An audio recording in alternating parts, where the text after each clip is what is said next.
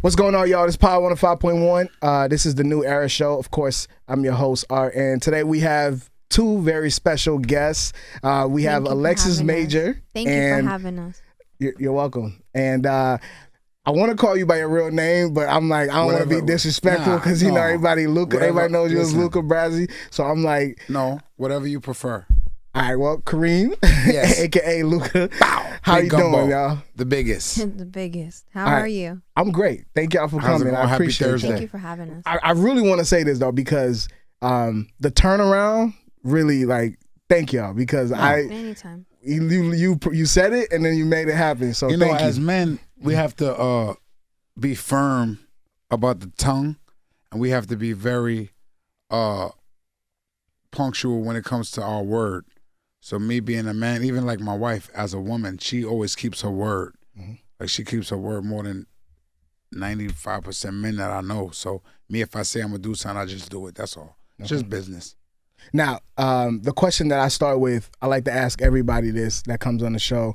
If y'all could think of something that, you know, you've done within the last 24 hours, the last week, just a moment that has been stuck with you that, you know, you would like to relive again, you know, what would that be and why? Oh, that would be, we just built a house from the ground up. Mm-hmm. So that would be like, my wife sent me the pictures of like where they are now with the home. Mm-hmm. And I just keep reliving it. And I just keep, you know, it's just such a blessing, not only to have a home, but to build it from the ground up and, you know, all your hard work and your dedication and, you know, everything that you know, to build is different. So that I would say that for me. What about you? I would say it would be the moment that I walked out of our rental home. Okay. You know, like you rent all these different places and you have to be places, but just to have like a solid foundation and something that I worked hard for come into fruition and built from the ground up. Not, you know, I bought homes prior, but like something that you built and you put your heart and soul into, that was really important for me and for my daughter to see that. Mm-hmm. That's dope. Y'all are very family and unity oriented, so that's dope. One thing that I noticed while just, I guess, looking through y'all resume and what y'all have done, I feel like y'all help legitimize, you know, the celebrity cannabis brands. And you know, what I want to go with this is, when did y'all realize that you weren't building brands, but you were helping shaping a culture around an entire industry? I don't think we understood what we were doing as we were doing it. I think we just believed in what we were doing and just were working. Mm-hmm. Luka and I are both people that we do what we love, so therefore it feels like the playground. You know, we just constantly are working. But when it became the culture of cannabis, I think that we love that we were able to do that and carve our place in history. Mm-hmm. It's a blessing. You know, it's a blessing for your work to speak for you, I think. You feel the same? Definitely. Yeah. You know what I admired about you? I called one of my homies because he's a native New Yorker and I'm not, and just to get some lessons about you, and he was telling me, like, you know, just a history of how connected you've been, you know, throughout New York.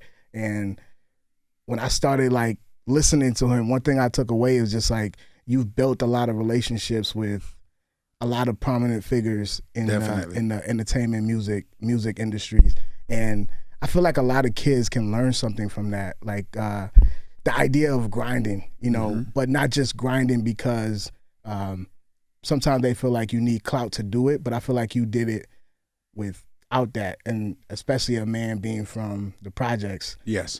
So can you speak to that? Projects, 163rd Street and 10th Avenue. Fat Joe, Law Finesse, Diamond D, Showbiz, and AG. I'm from where like rap originated, South Bronx. Mm-hmm. You know, so I feel. What do you think your experiences can teach young kids about? My experiences can teach young kids to, like you said, get up and work for it. Mm-hmm. don't look for a handout, or don't be subsidized.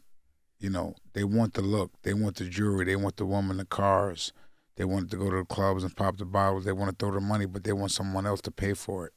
How is it that I'm 49 years old Sunday, God willing, and I get up every day, I pray, and I go to work, I sacrifice, I'm not around my wife and my daughter months at a time, just giving them what they want, grinding. So I just want to implement, and I want to, be that head that they look at and say, damn, OG grinds every day. I see one day he got, the caps, he got Casanat with the Gumbo caps on. And then another day he got Jamie Foxx with a Scully on. And then he got Art with a Gumbo sweatsuit on. So, it's like, change with the times or perish with them. And, we never stop inventing ourselves here at Gumbo. Mm-hmm. And, like, we're for the community, we're for the culture, and we're just going to keep putting on. So I just want to be like that mentor. I want to be like that big, dog that people say, yo, this dude did it off of grinding. Mm-hmm. Like even before cannabis, I sold clothing. Before that, I sold water. I was selling alkaline water 20 years ago before people knew what it was. Mm-hmm. So, you just have to, like, I want to give them that mindset that they could work and, that their hard work and their dedication and their dreams will pay off. It'll come into fruition. We want to create a space for them and an opportunity where they feel like, yo, this is really good stuff for me to do and, make some money and take care of my family at the same time. Mm-hmm. You talk about selling water. You also sold CDs. I sold CDs. I sold socks. I sold T-shirts. Mm-hmm. When I was 13 years old, my cousin and I, he passed, Oscar, we sold free Mike Tyson T-shirts on 125th Street mm-hmm. between 7th and 8th Avenue in front of Payless Shoe Store. We made $1 million at the age of 13. Mm-hmm. So money was never the factor for me. I already knew I was going to be big. Did I know I was going to be this big? No, I knew I was going to be bigger than what I am even now mm-hmm. because that was my mindset. I always wanted to hustle. I didn't want to be a drug dealer. I wanted to out-hustle the drug dealer. I wanted to sell merch. I wanted to sell items, So it was just always different for me. I grew up on, I was raised in the Bronx. My family was from Harlem, so I migrated to Harlem, 125th Street, Grand Projects. And my grandmother and grandfather, may God be pleased with them, they both passed, but they embedded in me the hustle. So I have a hustle spirit that no one can even fathom to imagine, because they showed me how to make $1 or for 25 cents. Mm-hmm. And once they showed me that, it wasn't no looking back for me. I just had that hustle in me my whole life. Mm-hmm. And I want to pass it down to my daughter. I want to give her financial freedom and generational wealth. Wait, you know what? So what's interesting to me is that all the things that you were doing, you were, in my perspective, tapping into how to brand yourself, how to attain customers, like just the things that people pay millions of dollars to learn. I feel like, you were working into it by a young man just doing his thing. But when did you realize that it was a business model is where I was trying to get with it was that. Always business for me. Okay. Day one. I was always hustling. I was always embedded in my brain and my mind that I was going to break the generational curse, because I'm the first multi-millionaire in my family, and I don't have a GED or a high school diploma. So what I did was I broke the barrier where you see people, they try their whole entire life to build something or do something, but what my wife and I did, we built a brand. We built Black love. We showed the grind, We didn't cheat it. It's real. It's organic. You see, I came here, I walked in a room, illuminated the show, but that's a whole different story. Oh, man. And he's humble. But there is something to what he just said, and I want y'all to speak to that, and maybe you can touch on it more. But sure. I feel like a lot of things a lot of brands miss nowadays is, they don't market feelings, and I feel like y'all do a good job of doing that. But like, when did y'all realize that, or how did y'all realize that you can? Y'all have the ability to connect with people emotionally? I think that we are as honest as we can be with the culture.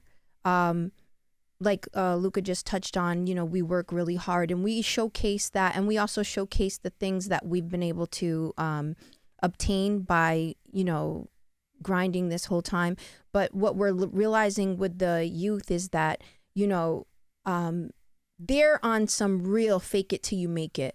And it's really, really hard to break that. And I think that kids don't understand that it's a systematic thing, that they're feeling big about faking it till you make it, because it's a very easy transition for the government to pivot into taking over and becoming a communist situation when you have a generation of people that don't mind just getting by, but emulating that they're successful instead of just being successful.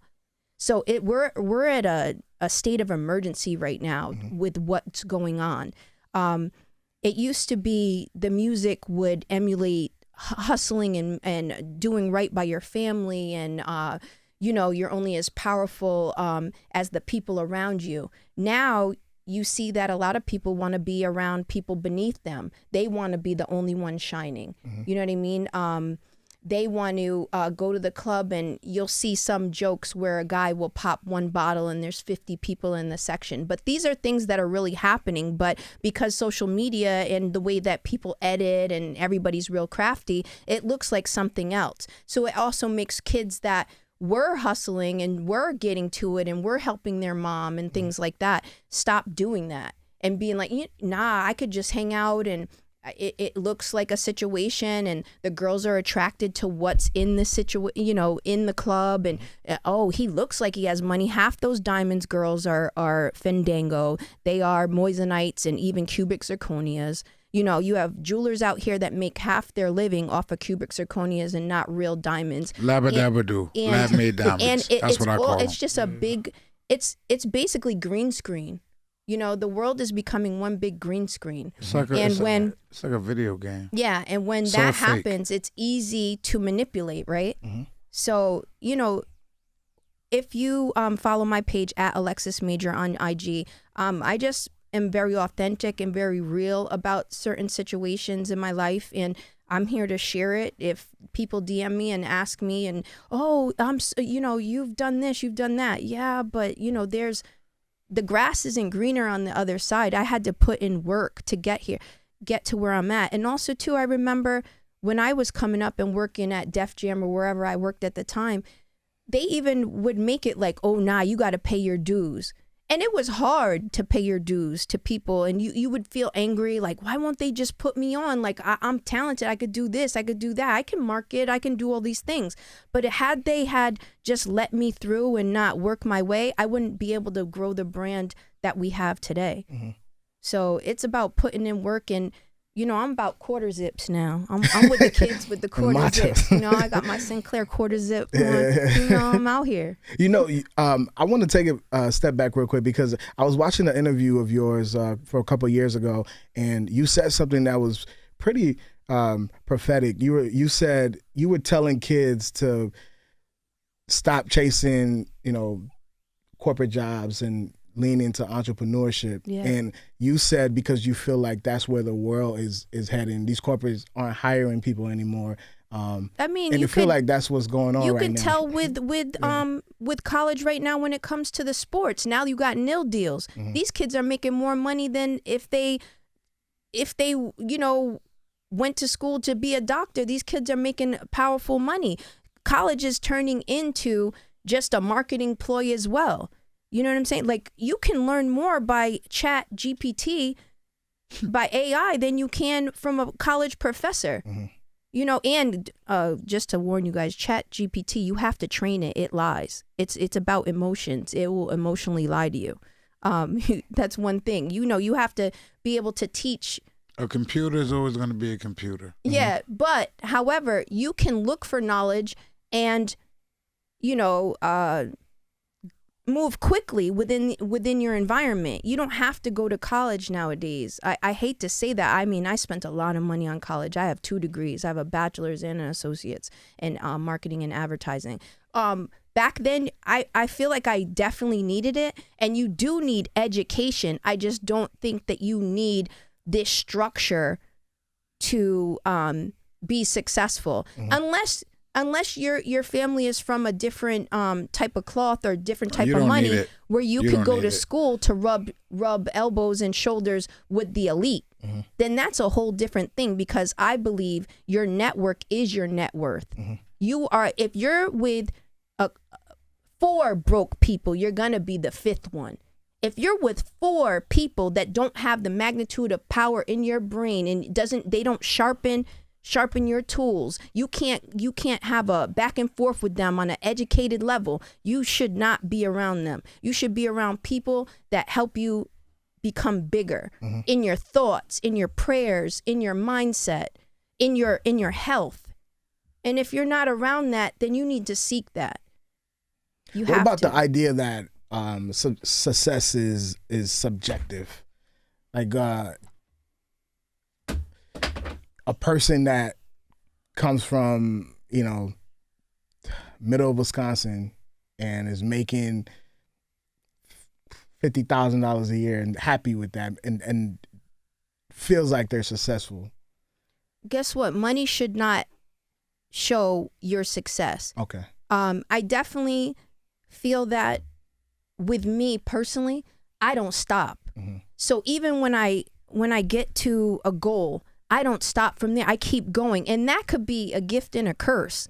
But I do look at people, and I think people should look at people that are happy with what they have at any level and be like, wow, how are they like that? Because I look at different family members and stuff that have the house with the picket fence, and they have a government job, and I look at them and I'm like, wow, they're truly happy though. Like, they might not even go on vacation, or they might not do any of the things. They are happy just sitting around the TV together and having dinner together, which is admirable, but also that's successful too. You're successful with who you are and what makes you happy. Like, self-happiness is important. Yeah.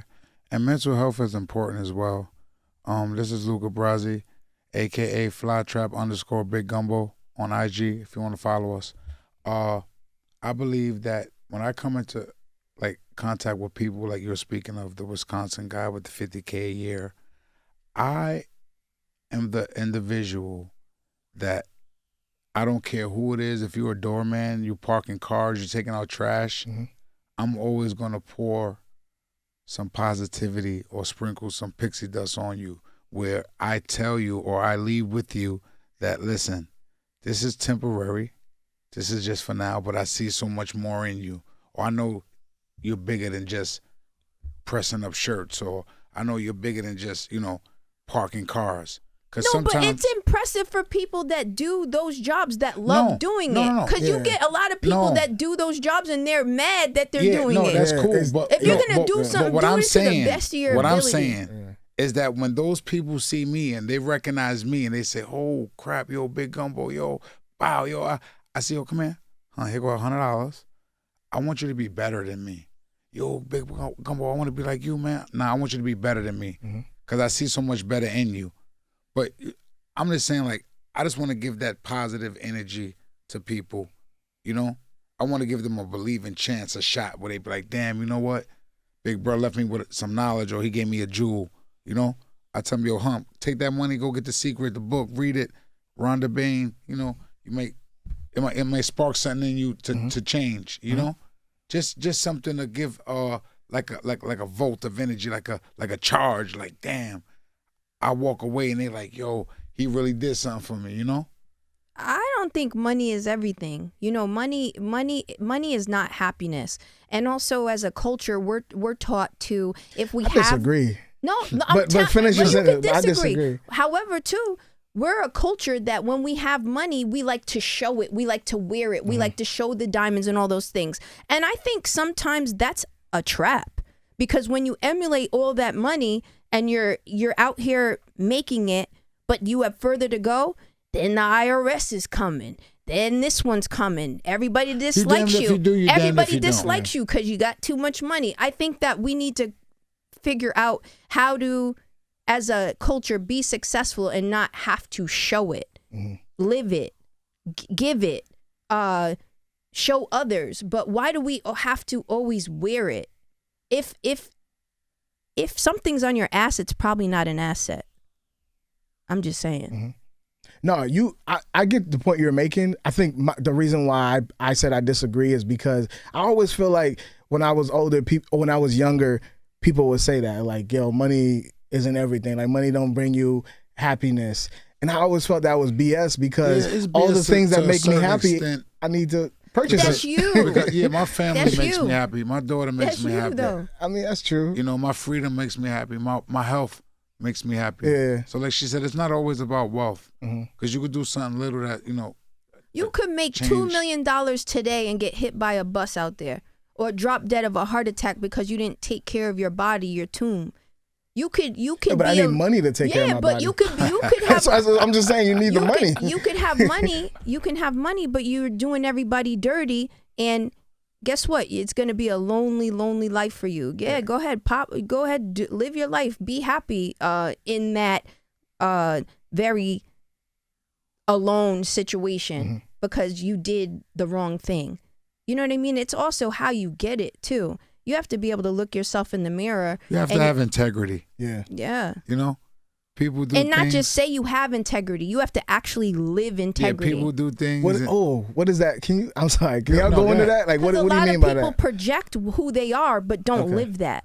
You can't just project you're something and then live a different whole way. Because guess what? All that is not going to, people see it, but it's not about people seeing it. It's going to catch up to you. You understand? Because one thing I know about God will put you in a position of power and then watch you fall off because you weren't humble, you didn't have gratitude, and you had no integrity. And there's nothing worse than being popular and broke. Anybody will tell you that. So you have to keep grinding, and you also have to keep your integrity, and you have to be doing the right thing. Can you, real quick, yesterday when I met you, you mentioned God at least 20 times in just one sitting. Yeah. Speak to that, man. So, first and foremost, I put God before I put anything, right? And then everything else follows. I wake up, I pray, I thank God, see another day, another life, my family, like I said. But God is the reason that me and my wife are sitting here right now. And we put him first before anything. Like I said, did I say it right? No, you said it 100% right. But what I'm tired of is people praying for money and not praying for their life when they get the money. People pray to be successful. And guess what? If you didn't pray for the journey after success, you might fold. You know why? Because a lot of people get that and then they become drug addicts. And then they cheat on their wives and cheat on their families and cheat on everything. People get to where they're going and forget what they had to do to get there. It's like this, right? You got to have purpose in life. What's your purpose? You get a certain status quo. You get a certain echelon. Everybody wants to level up. You get there, then what? It's like a pissing contest. It's like, who got this? Who got what? I'm cool off that. I got God. God gave me all of this. He could take it away in 1 second. Not just about the success. It's about what you do when you get there. So me, I've learned to humble myself and eat a slice of humble pie every day. What do you think your purpose is? My purpose is, I believe, to shine light on others and just be the black force and the black opulence of, like, the big brother that someone has to look up to. Because I can show you my phone. I got 1,000 DMs with young kids saying how much motivation that I am to them every single day, how they look forward to just looking at my Instagram and seeing me hustle and seeing me work and create different, items just for them to have to wear of the brand. So I think my purpose here is to shine my light on others, man. Because God said, when I favor you, you favor others. So God gave me, so I give to everyone else. I give because I have because I give, therefore I will never be without. But I think that my purpose God put me here for is bigger than what I can even explain,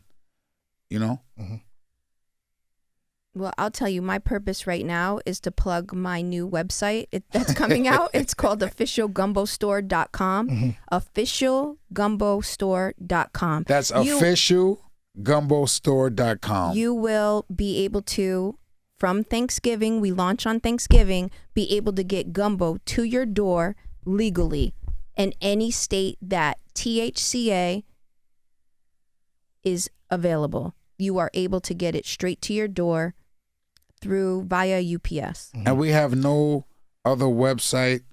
We have no Telegram. We have none of that stuff that people get scammed off of. We don't have any of that illegal stuff. We have nobody in London, Europe, France No one. with gumbo. Let's be clear. You know, it's get it from the website. You'll be very happy. Officialgumbostore.com. And I want everyone to try out the website, because a lot of people, you know, you felt like you had a gumbo experience, you got it from someone, whatever, and they said, and they lied to you. So please go to the officialgumbostore.com. Yes, Thanksgiving Day, you'll be able to order gumbo. We were so thankful for our website that we gave it to y'all on Thanksgiving. Alexis, I want to ask you something. You know, I saw a quote from you. You said your mother taught you never be known for being pretty, be known for being smart.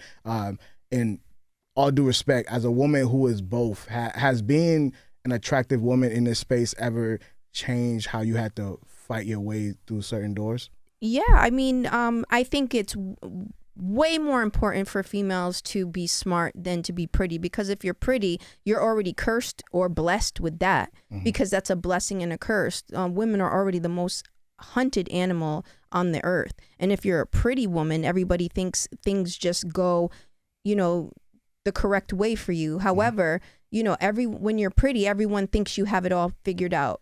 Oh, guys like you, things, doors open for you, whatever. No, there's a lot of Me Too in that. You know, there's a lot of being preyed upon, attacked. You know, it's not the easiest thing. But if you're smart, you know how to pivot, right? You know, like, oh, that vibe doesn't feel right. I don't think I should get into that elevator with those people. That party doesn't seem right. Seems like there might be a shooting at that spot tonight. Like, you know what I mean? You have to really tap in your smarts and your intuition as a woman, period. And you have to educate yourself and, you know, walk the straight path. Period. That's just how I feel about it. Yeah. You know, so it is way more important to be smart than to be pretty. You want to talk about the podcast? Yeah, I'm going to talk about that. Okay. So, yeah. What y'all want to get to? What podcast? No. So Luka wants me to plug. So I have a podcast that I am in the interim of putting out. My first interview is with Max B and his new wife. I want to touch upon powerful people in the industry and not in the industry, and just talk to people about, you know, what is important to them. Why is Max B newly engaged, right? He's the wave. He's actually still came out as a sex symbol, right? And he's like been in jail for 16 years. Like, I see girls go crazy for Max B still, but he made it very important that he married his wife, right? He's marrying his wife. He got engaged as soon as he came home. I want to know, people want to know why. You know, why would he do that? What, you know, I just want to dive into people's lives and see, you know, why people do the things they do, what's important to them, and showcase that, you know, we might showcase things on social media that look, oh yeah, you know, he's the guy, you know, he's the wave, he has jewelry on, he's the biggest rapper, you know, he's doing this, he's doing that. But a lot of men are doing the right thing, and they have families, and they do it just for their family. You know, there is old school foundational rules within what they do, instead of, you know, the new school things that are being taught to the guys and to the girls too. You know, like snitching is a whole, like, it's a part of the game now. You know, when guys do what they do nowadays, the young guys, the YNs, right? They do stuff, and snitching is a part of the whole situation. Oh, well, I could always, I don't think people really realize that.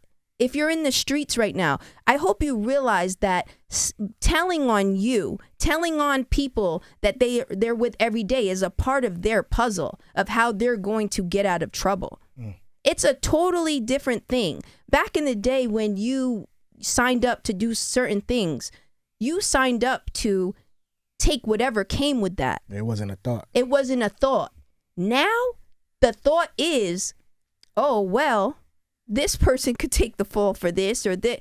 It's a different type of game. There is no integrity in it.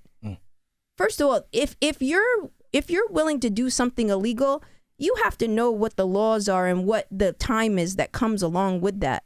You know what I mean? And if you're not doing that, then nobody's doing that. You're gonna tell. Clear. You're gonna tell because they're giving out license plate numbers right now. Want to go sell drugs or do hustle? They're not looking at what they face with when they get caught with the shit. It's just not gonna happen. Yeah, that's why I do legal cannabis. I'm not on that type of time. I saw an OG on Vlad TV. He was saying he was like, if a lot of people think about the outcome of something, it'll stop a lot of the BS that happens. So his example was, if you go to a club, I agree, and you see a guy, you and your homies, y'all see a guy, he step on your shoes or he rub you the wrong way, and you like, I'm gonna pull out my gun and shoot him. And which the the OG kids was will like, do.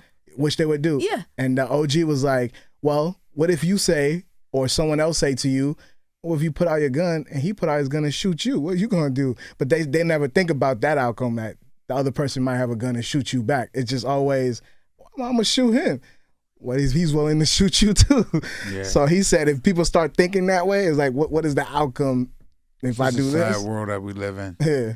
I just don't want to be also, around too, people, you need to look at the person that you're thinking about shooting, or you're reacting, or those drugs you're taking to be able to crash out like that, and understand, is the person in front of you that stepped on your shoe worth you spending the rest of your childhood, adolescence, young adulthood in prison? You know, is that okay? It's sad, bro, and it's real. It's not like a guy knocked over a guy's drink in the club, and he shot him, and he's in jail for attempt murder, whatever, because a guy knocked over his $20 bottle of Moet that he paid $500 in the club for. Jail is a business. Don't make no sense. Jail is a business. Just like how Gumbo is a business, jail is a business. There are people that are getting rich off of you shooting the person that stepped on your shoe. People are setting up the system so that you're so angry and you're so doped up and drugged up that you do this, because the end result will be money in their pocket because you ended up in jail. It's a business. It's a setup and it's a layup. You said you asked, what did you? It was just stupid to me, man. Yeah. I said, was that a real story? Like, I asked someone, like, yo, it was like, yeah, bro. No, bro. No, he was in the club. He had his little bottle. He was doing his thing, and dude knocked it over, and he shot the guy because the guy, I think, punked him or something. I don't know what he said to him. Well, I don't know, bro. Yeah, it's really super. Like you said, when you think about it, and you think what you get angry about or what you ready to crash out or throw your life away for, I can't do it. I got a family to live for. So, I mean, you know, I just feel bad for these kids. So, like I said, I want to be that OG that gives them inspiration, motivation, tell them something positive to do. If I got to go speak to the kids or the youth, I will, or the YNs or whatever, but they don't have any guidance. Yeah, I was going to ask you, too, like, what are other, because you had that slang back, I don't know if you're still rapping now, but the Taliban's taking a look inside. Taking a look inside. Rapping. Taking a look inside black neighborhoods. Black American neighborhoods. And that was back 25, almost 30 years ago. I wanted to know, like, what are some practical things when we take a look inside of these neighborhoods? Yeah, like, so what are some practical things we could do? So practical things that I was doing then, I would go to the school gyms, you know, rent the gym out for the kids, you know, have them doing games and tournaments and stuff against each other. And it's like I said, this over so many years ago. But, you know, you have to, like, a lot of people say that they give back to their neighborhoods and they do this and they do that. But I've been doing it for decades already, before I even became wealthy. You know, my sister and I, the Queen of Harlem, Michelle, we've been giving out code drives. We do Thanksgiving. We do Christmas. We do back to school. We do Easter. We do Halloween. And every year, my daughter and my wife and I, we give back. And my daughter does it on Christmas Day. And about 2 Christmases ago, she cried. And I said, what happened? What's wrong? And she said, I'm just so happy that we can give back to all these unfortunate people. Bicycles, video games, iPads, tablets, iPhones, everything. I have to say the biggest and best give back that we've ever done was actually pay for people's licenses to be able to work construction in the hood. Because OSHA they were, license, yes. Yeah, because they were able to hustle and take care of their families. It's cool. We do the gifts and stuff like that, especially for children because they're innocent, right? Yeah. And they wouldn't receive Christmas or a gift without, this program that we have. However, the one that I've seen the most impact is the one where we pay for people to be able to go out there and work construction and take care of their families. Because generation, can you say it for me? Generational wealth is being created at whatever level, at 100,000, 50,000, whatever it was. Because a lot of these young men weren't even thinking about getting a job because they didn't even have the money to get the certification that they needed. And we were able to provide that so that they could go ahead and get those jobs. So that was like one of the biggest things I've seen. That was impact. one of them. But No, but I mean, it was very impactful. I don't think it was bigger than the one where the lines were wrapped around the corner for Christmas. No, but that's for kids. And but I'm saying like we have 5 buses adults that we had take to care order of children. because it was so cold out there that we had to put the kids on the buses. Oh wow! Because they were out there since 6, 7 in the morning waiting for gifts. No, definitely. However, So you were giving gifts, yes, and it was so cold outside. You also oh wow, yeah, damn. definitely, and Well, we're that's blessed, very important, very important. But I think that with paying for people to get their certifications, we were able to put people in positions where they didn't have to have their kids out there waiting. They could afford to provide for them for Christmas. And for me, providing a way for people to provide is way more important to me than giving. I want to see people be able to reach their full potential in life. Maybe I might see bigger avenues for people than they see for themselves, but I'm not only going to speak that upon them, I'm going to make a way. Now, I have like 2 more questions, That's good. and I'm gonna get y'all out of here. But my second and last question, I feel like when you grow a brand and it, blossoms and takes a life of its own, the corporate world comes into it. But I think y'all have always mastered keeping the culture first. So how do y'all balance, keeping the culture first while also given the corporate side what it demands? I come from a corporate background, working in corporate America, and I don't really love corporate America, right? But it's necessary to get to the next level. So I feel like in order to get to the top of corporate America, you have to water the culture. You have to take care of the culture because what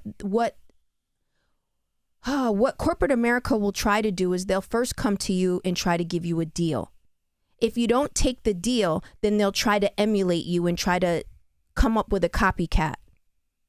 When the copycat doesn't work, they're coming back for you again. And if you don't come at that corporate structure and be able to come at it with the education and mark your territory there, they're going to eat you alive. They're going to get rid of you anyway. Wow. So prepare yourself because it's going to happen. Educate yourself. Educate yourself. Know what you're doing. Yeah. Know what you're into. Yeah. Now, Luka, this one's for you. Yes, This one's just a fun one that I saw, and I wanted to apply it to you also. But I was just watching one of Cam's podcasts, and I know y'all got history. Good history. What but did Max B say, Bethy? it was killed that. I think it was actually the recent episode with Max. But they were talking about just as they're getting older, they're now, they're still fly. And they said when they were younger, they were looking at the older guys, they weren't as fly. Even though they was getting money, they weren't as fly. Yeah. But now they're older, they're getting money, and they're still fly. And I feel like you embody that very well. So Definitely. I wanted to ask you, like, I think was that intentional branding on your part? I Like, think I'm just like the flyest OG, man. Oh, I don't know. I'm the flyest old head. very humble. Oh, yeah, very humble. If you let me He's tell very it, humble. you know, He's very I humble. don't know who could do it like that. He's very humble. Just say, Oh, man. come outside with a ticket on. I ain't even got no chain around my neck.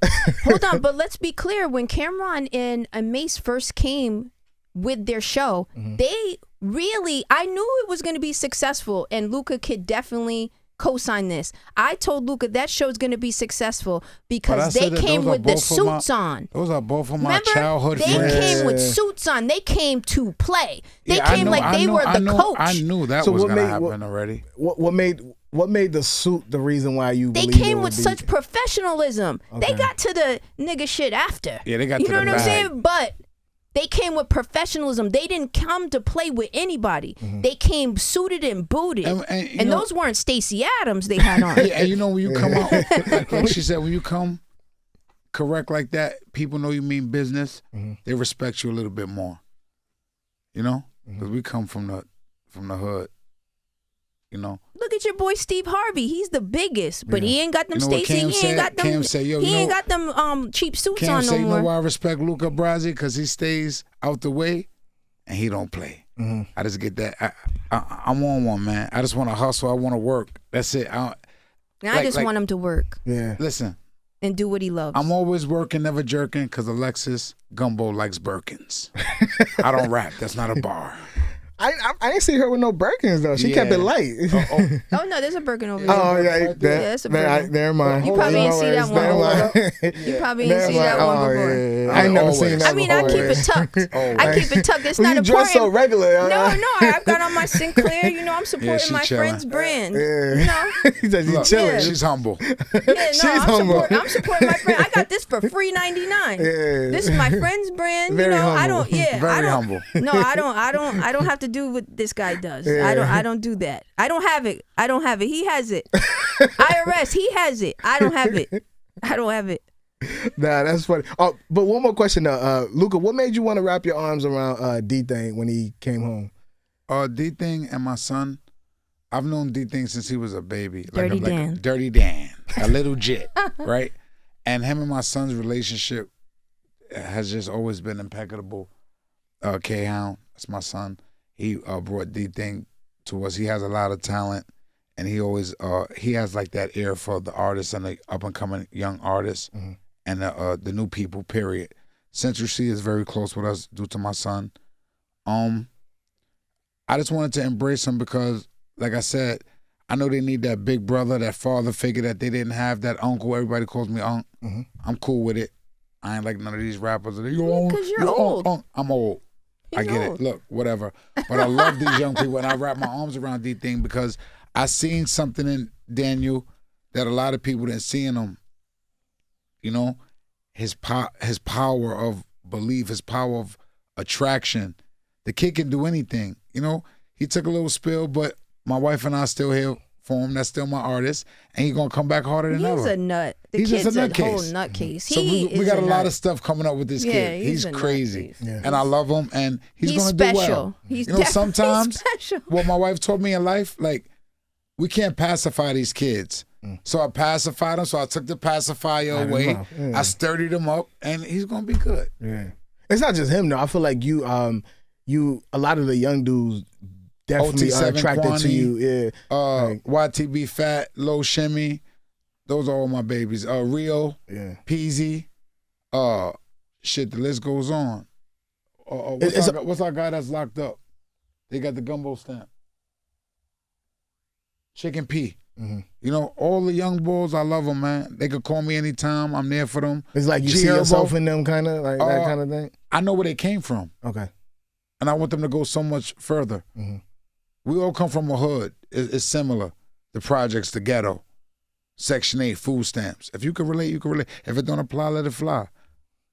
The reason why I like that is because of what you were saying earlier about how you said when you pray for something, when people like to pray for money, but they don't pray for what happens when the money comes. So They I feel like definitely don't pray these for kids that. need mentor. They Yeah. pray for this Yeah. dream. Like but I they said, don't, I just want to be the best mentor or mentorship that I could be to them without them feeling like goofy, Mhm. Like, yo, y'all could talk to me if y'all just need me to listen to you. Because things happen, real shit happens. My nephew called me the other day, and he's like, yo, Unc, man, I just want to tell you thank you. I love you. He started crying. I'm like, what the hell happened? He said, yo, one of my young guys, he killed himself. He committed suicide. Mm. And he said, but the reason I'm calling you, Uncle, because you always check on me. Wow. Yo, nephew, good, you straight? He said, you only stay on the phone for 2 seconds, but shit, you, a person of your caliber, calling me just make sure I'm good is something. So I just want to I got my young basketball player, Eddie Lampkin, I'm sorry. He was going through some stuff. He didn't have the right representation. And I made one phone call, and look at God. I got him right where he needs to be. So you asked me earlier, what's my purpose? My purpose is to help these young men, man. Being a service. Be a service to them by God. God sent me here for this. When you want, like she said, when you pray for it and you want it so bad, then when you get it, I don't even want it. I want to pass the jewels to others and make others people's lives and family happy by the grace of God. That's great. I heard a millionaire said this the other day on a podcast, and they asked him. They said, "Do you want to be a billionaire?" And he said, "That's a good question," because he said he was thinking about it, and he was like, "Well, I don't know about him, and I don't mean to cut your knowledge, go ahead. but I want to be a billionaire so fucking bad. I think about it every day because a millionaire is just not enough." I think that Alexis just may say she wants a house that costs $100 million. No, listen, I ain't got it. I got to get more. It's not even about that. It's if you became a millionaire, you have to go for billionaire, because millionaire status is you're easily knocked off your spot. A millionaire, there's so much inflation now. A millionaire is like 100,000. And I'm gonna be totally honest with you. Me becoming a multi-millionaire, I wanted to be a billionaire, and I just caught some millions. So it's like reaching for a comment. You catch a star. It's like shit. It was that easy to me. Now let me go to the next one.